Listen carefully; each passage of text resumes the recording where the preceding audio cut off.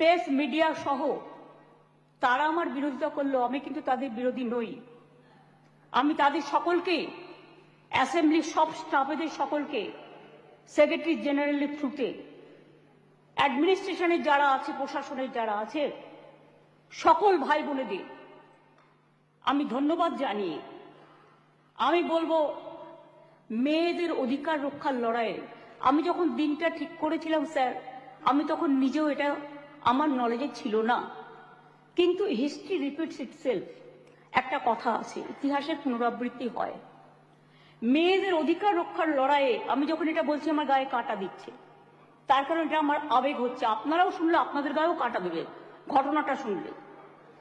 মেয়েদের অধিকার রক্ষার লড়াইয়ে 3রা সেপ্টেম্বর একটি ঐতিহাসিক দিন। আজ থেকে 43 বছর আগে 1981 সালে আজকের দিন